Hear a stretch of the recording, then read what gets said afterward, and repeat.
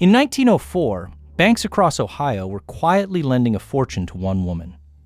None of them had ever asked her to prove the single fact that the whole arrangement depended on, that she was the secret daughter of the richest man in America. Her name was Cassie Chadwick. She never robbed a vault, never picked a lock, never forged a banknote in the usual sense.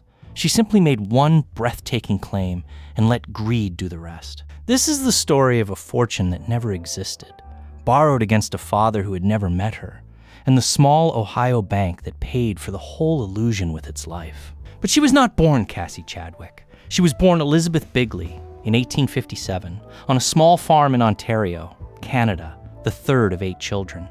And the talent that would later fool millionaires showed up almost as soon as she could write. At around 14, she walked into a local bank with a forged letter claiming she had inherited a small fortune from an uncle. She opened an account, started spending, and was promptly arrested. But she was released, the records say, on grounds of insanity. It was a verdict she would use and abuse for the rest of her life. Over the next 20 years, she became many people. She printed business cards announcing she was an heiress worth $15,000, and shopkeepers, certain nobody would carry such a card unless it were true, let her buy on credit. She was a fortune teller named Lydia Scott. She was a clairvoyant called Madame Lydia de Vere, who claimed she could read the future while quietly forging the present. Each time the law caught up, she changed her name and her city and started again. Once, the cracks showed too soon. She married a Cleveland doctor named Springsteen. When he discovered her real history, he threw her out of the house. The marriage had lasted 12 days, and once, the law won completely. In 1889, under the name Lydia de Vere, she was convicted of forgery in Toledo and sent to prison for nearly a decade. She served a few years, was paroled, and came out with a new plan, a bigger one. In 1897, she married again, this time to Dr. Leroy Chadwick, a wealthy and entirely respectable physician from one of Cleveland's best families.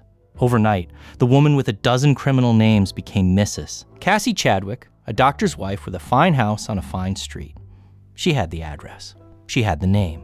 What she did not have was money. And that gap between how she lived and what she actually owned was about to be filled by the most expensive lie of her career. The plan needed a stage and a witness who would do the talking for her.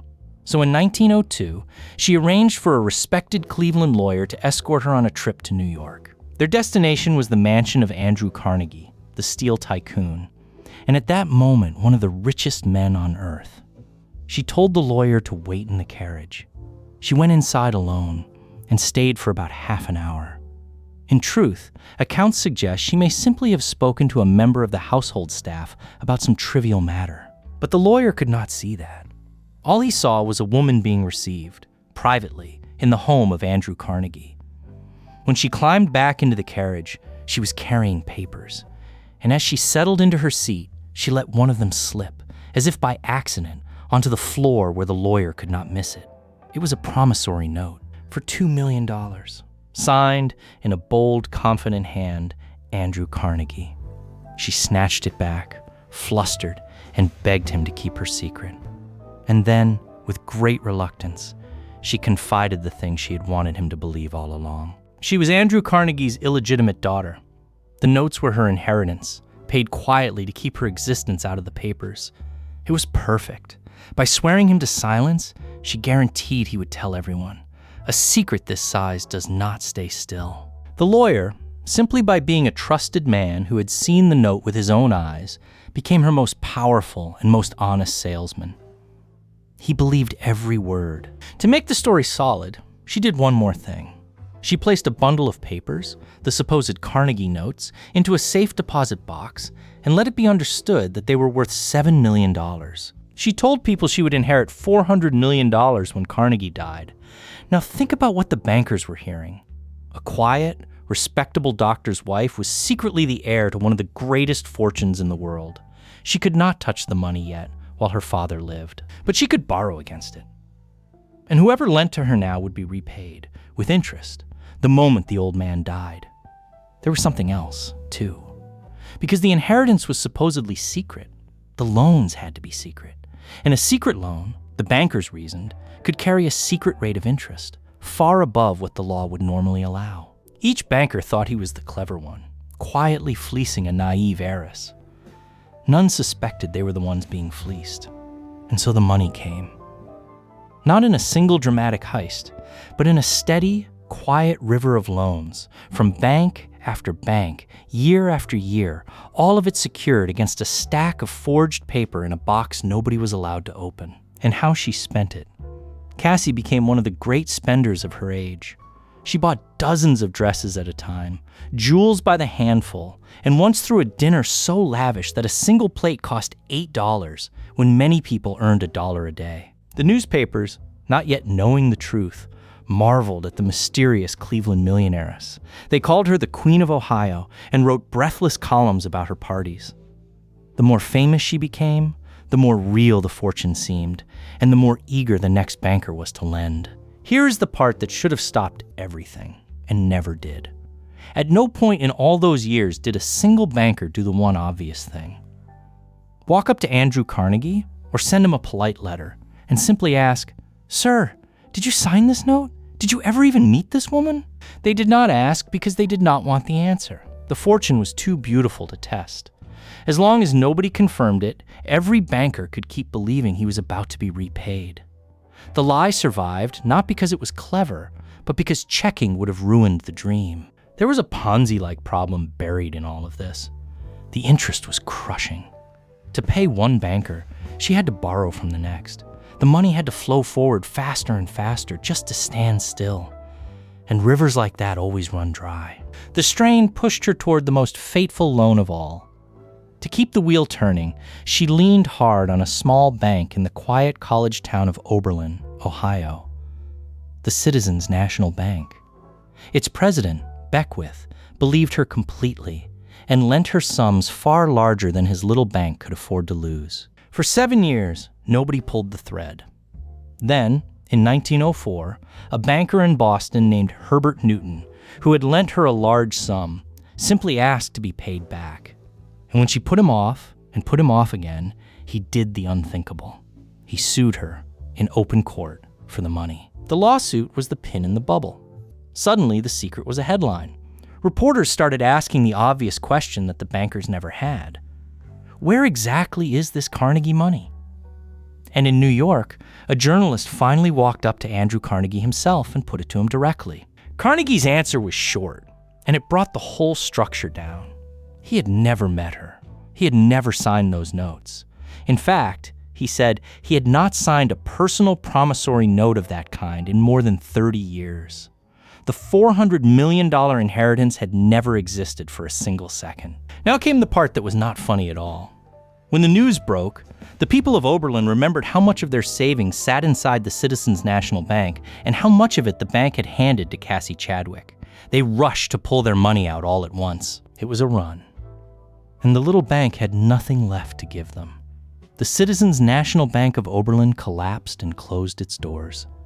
Its president, the kindly man who had believed in her completely, was ruined. His own fortune wiped out alongside the bank he had run. This was the true cost of the con. Not a tycoon who never noticed a missing $2 million, but a small town that lost its bank. Cassie, sensing the end, had already fled to New York. The police found her hiding in a room at the Hotel Breslin. When they arrested her and searched her, they found a money belt strapped beneath her dress, stuffed with more than $100,000 in cash. The trial was a sensation. Crowds packed the courtroom to see the Queen of Ohio brought low. And in one of those small details that history loves, Andrew Carnegie himself reportedly turned up, not as a witness, but simply as a spectator, curious to lay eyes on the woman who had spent years pretending to be his daughter. In 1905, she was convicted of conspiracy, the charge built around the wrecking of that little Oberlin bank. She was sentenced to 10 years in the Ohio penitentiary.